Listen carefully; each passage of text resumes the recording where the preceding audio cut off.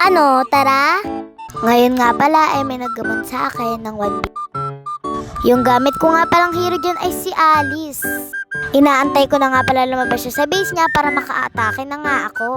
Dahil nakalabas na siya, bakbakan time.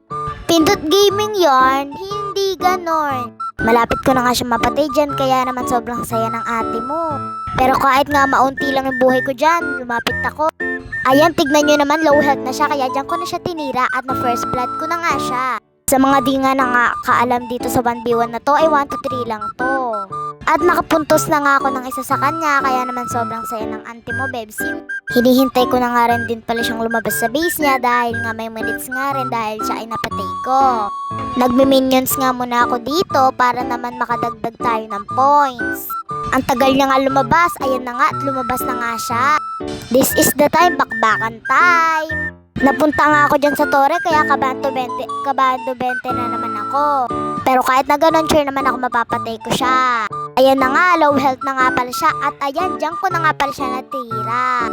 Isang puntos na nga lang pala, ay ako na ang panalo. Habang nga nag-aantay ako dito, iniintay ko nga lang pala tong pangpalas para madagdagan yung buhay ko.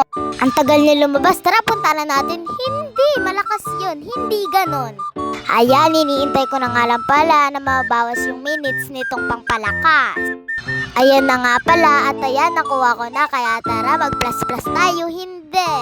Hindi na nga kabado 20 ang ate nyo dahil marami na ang ating buhay. Ayan na, sugudin niya na yan siya. Hindi.